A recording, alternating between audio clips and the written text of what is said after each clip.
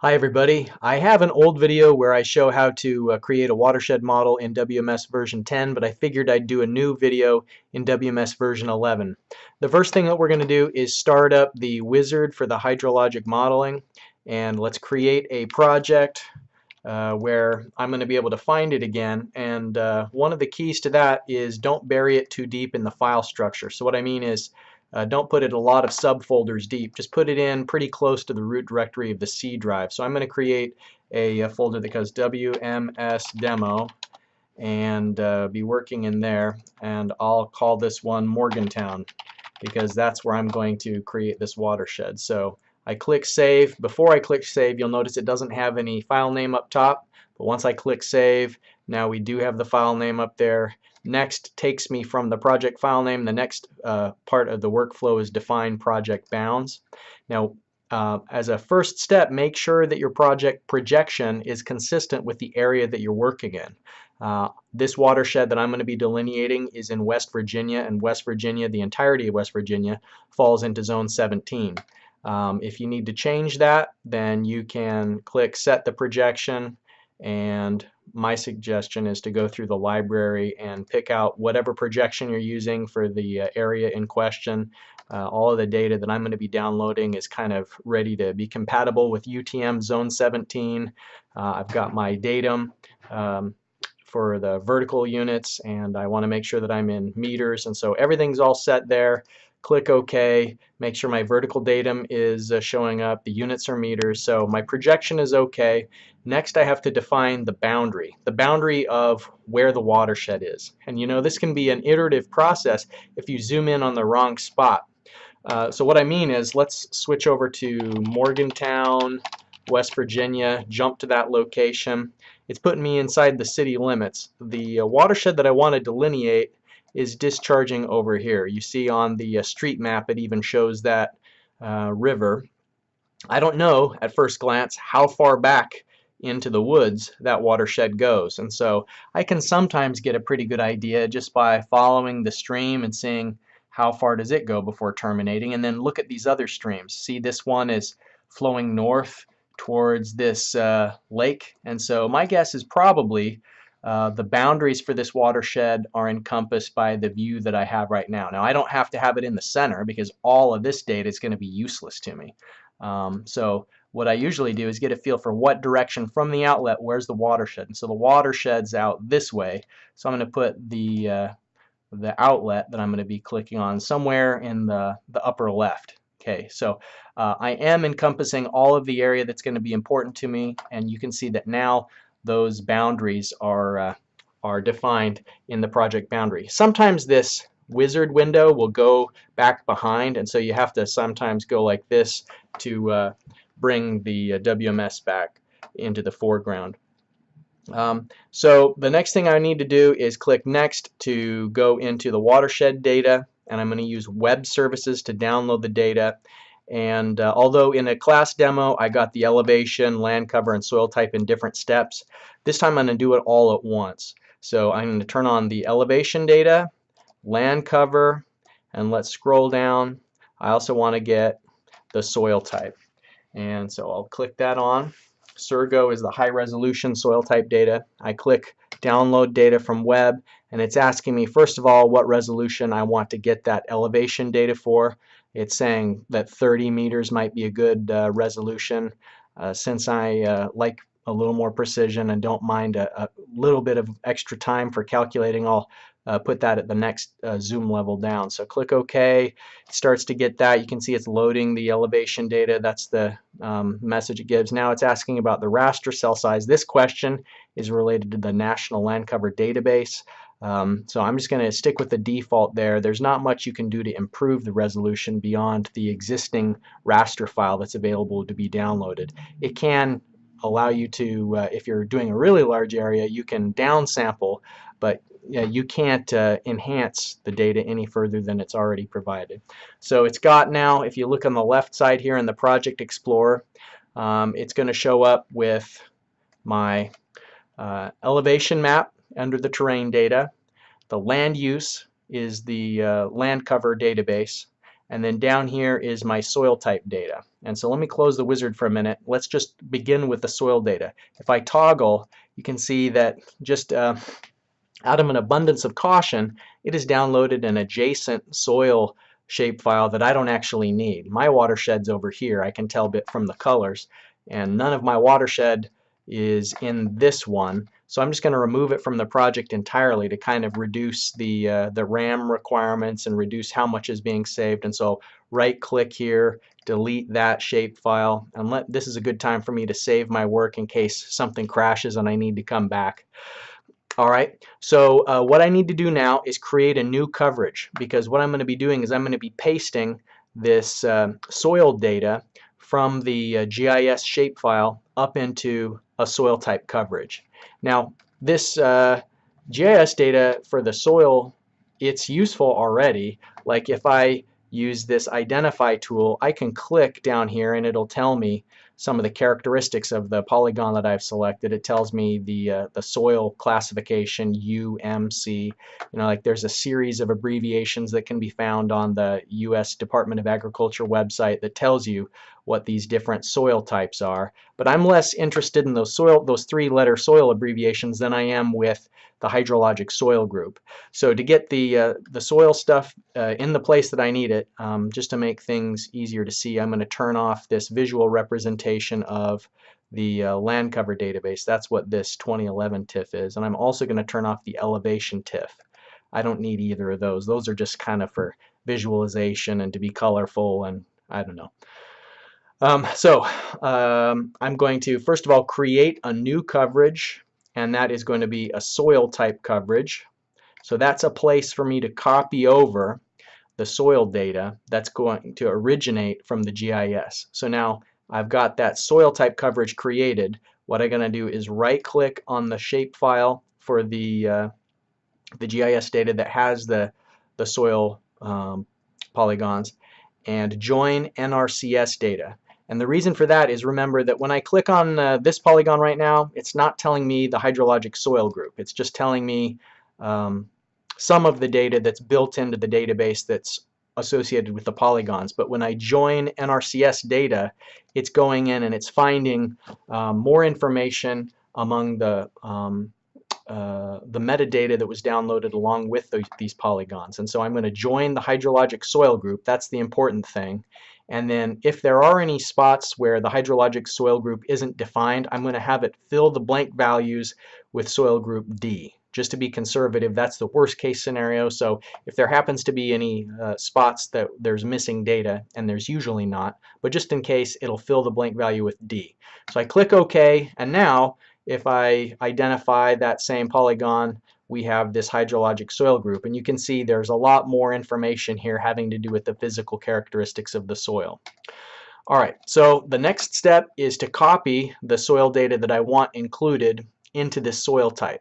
So I'm going to select the shapes, and rather than copy this entire gigantic series of polygons into the soil type coverage, I'm just going to select the polygons that are inside my watershed. So the extents that I was working with before, you can kind of see it in the colors in the background. So I've selected the polygons that are on top of that extents, and then now that I've got it selected, I'm going to Shapes to Feature Objects, and that's where it says we're going to fill in the soil type coverage using this map shapefile. So I click Next, and then it wants to make sure that things are mapped correctly, like the data attributes. And the main data attribute I'm interested in here is the hydrologic soil group should get mapped to the expectations for SCS soil type. So this column, for my purposes, is what I care the most about.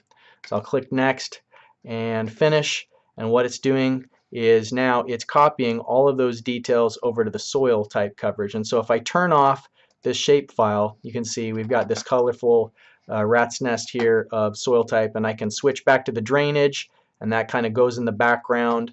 And so let me now delineate my watershed. I've got, based on pretty good confidence of where the watershed's going to be, but I haven't actually done any of the elevation processing yet.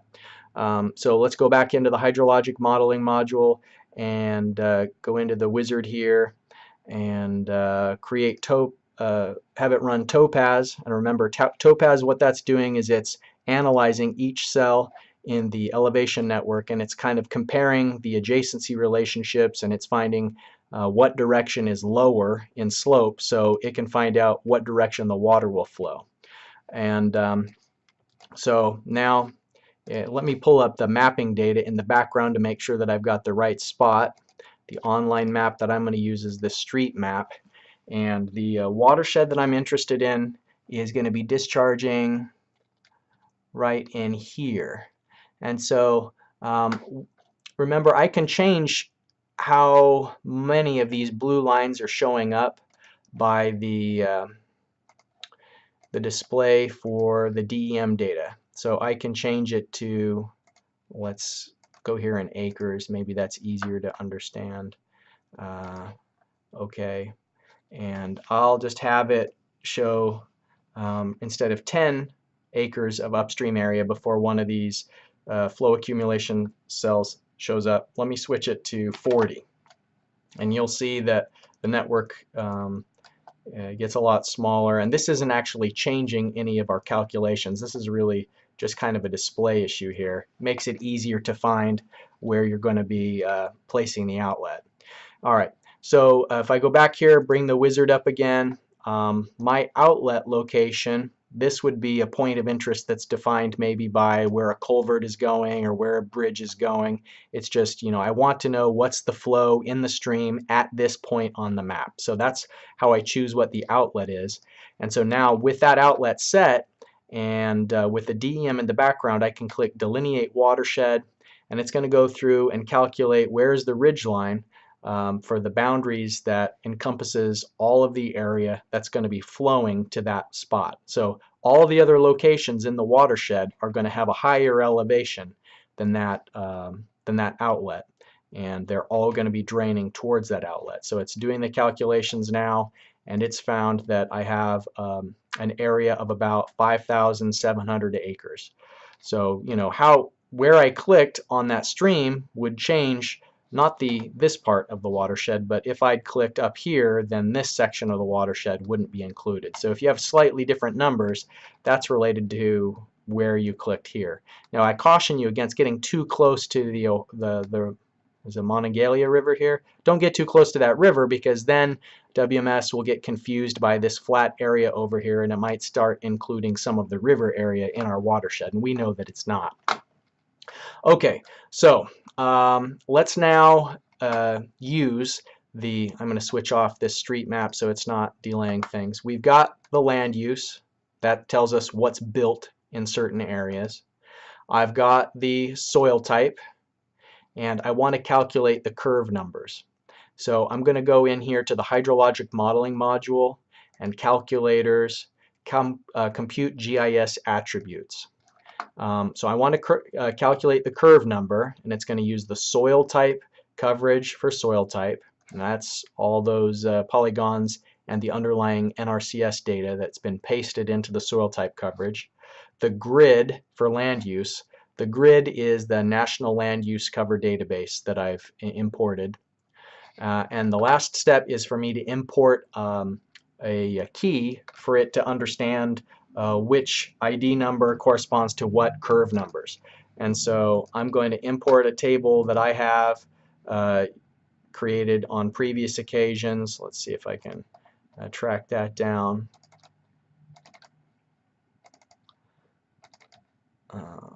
It has a different file extension. There it is. This is something that's posted on MU Online.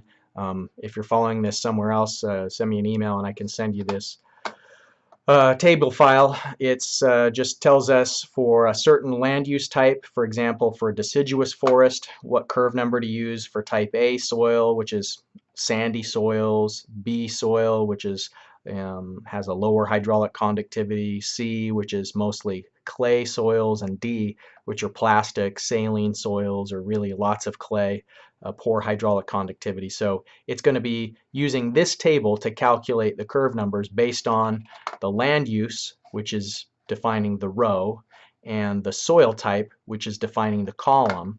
And when we click OK, it's going to go through that calculation and then open up a report that tells me all of the areas that I have, how many, how much of the area is in hydrologic soil group C and developed open space and what curve numbers associated with that. And it calculates a weighted average for the entire watershed, and it's telling me that my weighted average is about 69.5 for the curve number. All right, so now that I've got that data, what I can do is I can use it to set up the HEC-1 model. So let me switch over to the drainage coverage, and then here in the hydrologic modeling module, if I move this, all right, that's the symbolic representation for my basin, and by double clicking on it, it brings up the parameters that I want to run for the WMS model. So let's say that I'm interested in having an average amount of rainfall, like everywhere in the basin is going to have the same rainfall depth. And let's get the precipitation data for this area. I want to take a look at what's the 5-year flow. And so it's going to get the 24-hour duration, the 5-year return period, and it knows the latitude and longitude just based on the underlying GIS data that we're working with. So it's going to go to the precipitation data frequency server and get that depth. So it's going to be using 3.03 inches of rainfall, and the series that I'm going to define is a type 2 24-hour storm. This is the temporal distribution of the storm, and in West Virginia we're in the type 2 zone like much of the Midwest, and so then it tells us during what 24-hour period what fraction of the rainfall has occurred. And so you can see here is the cumulative rainfall depth over the course of the 24 hours. So this is the period associated with the most intensity, since that's the steepest part of the curve. All right, so I've got the depth and I've got the series defined, and you'll notice that when I click OK, a bunch of information has started filling down in here, which is kind of a representation of the input file that WMS is building later to be executed. So precipitation has been satisfied. Loss method, click on that and you'll notice it's going to use the SCS curve number to account for losses into the soil. So the loss method is the relationship between rainfall and rainfall excess. And that which is going to be penetrating into the soil has to be accounted for, and here we're doing it with curve number. So the curve number copied over just fine. I'm going to select for the unit hydrograph method. I'm going to have to calculate the lag time based on the basin data.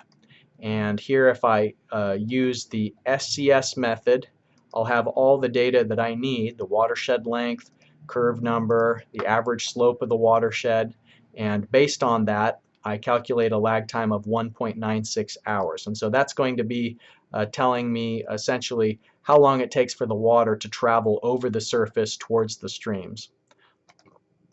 Okay, so now we've defined everything we need to in this single basin model. The only thing that I'll double check is here under HEC-1 job control. If I run it right now with only 100 time steps, it's not going to get me through an entire 24-hour period. So let's have it do 175 time steps of 15 minutes each, and let's click OK. It may get through a 24-hour period, but it wouldn't show the entire receding limb of the hydrograph. So everything's ready to go. Just click on Run Simulation, and it's going to give me this option of choosing where I save my HEC-1 file. And again, I'm going to make sure that that's not buried too deep, because in the past I've had problems when I was saving the HEC-1 file in a lot of subfolders. So just as a preventative measure, you can see that that's only 2 subfolders deep. So there will be an output file, a solution file. You could change the names if you like. You could call it Morgantown 1 or something like that, but I'll just leave it as the default. It knows to open up those files after this completes HEC-1. So as soon as I click close, you can see here is the hydrograph, and double clicking that brings up the hydrograph and the peak flow that we're going to see here. In this case it's saying 758 CFS, and if I wanted to export that data, just right click on it and export/print, and I'm going to take the data / text and I'm going to send it to a file. So I'll pick the location where that's going to go. I'll call this Morgantown Excel output.txt. All right. And export. One last thing I need to switch is I need to make it a table of data rather than a list, and I want it to be points and subsets. And that may not matter if you just have a single curve, but if you had many different hydrographs in the same view window, then it would be important to do it that way so that you could have a column representing each hydrograph. So clicking export then is going to create this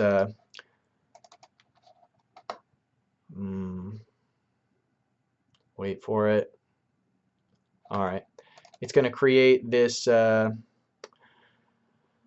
Morgantown Excel output, and if you just double click on it, it's going to bring it up in the notepad, which is less useful than if I start Excel and open that file in Excel. I'll have to remind Excel that it should use comma delimiting. So let's start with the blank workbook and open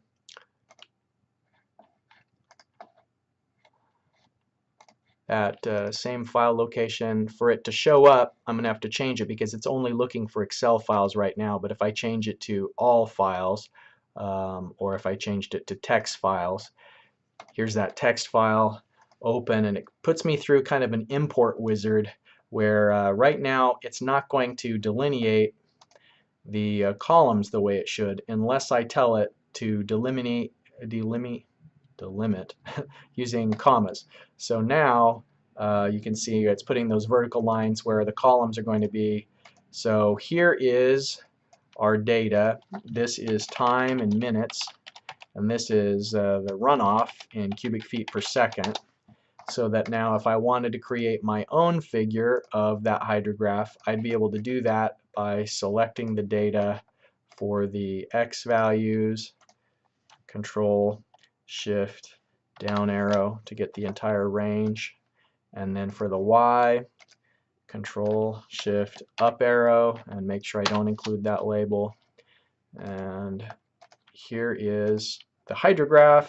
I could clean up the axis a little bit so that it's starting at 0 rather than at some negative value. I could call this Morgantown, West Virginia, 5-year storm peak runoff hydrograph according to the HEC-1 model. Alright, so I've got a title in there. Probably to be complete, I ought to put in some axis titles where this is runoff Q in CFS, and this is the time in minutes. Alright, so then I'd be able to paste this into some kind of report where I'm saying what's the model results under the standard assumptions of curve number, and I could play around with this, and if I want to do antecedent moisture condition analysis, like how if it's been wet in the previous 5 days, that's going to make the curve number a bit higher. So I could do that. I could say, well, instead of this 70 curve number, I went through the antecedent moisture condition calculations, and if you start with curve number of 70 under type 2 conditions, which is average, and we know it's been really wet in the preceding days, that might take it up to 78. And so let's find out what the model does at 78. So I can just run that simulation again, and it's going to put the new hydrograph on top of the old one. So you can see the original hydrograph was that one where we were peaking out around 700 something CFS, but the new one, if we have a higher curve number because it's already been wet, then that means that the peak is going to be quite a bit higher. So it allows you to iterate really quickly, try lots of different scenarios. It's a great program. It's a useful tool. So I hope that this demo has been helpful. Good day.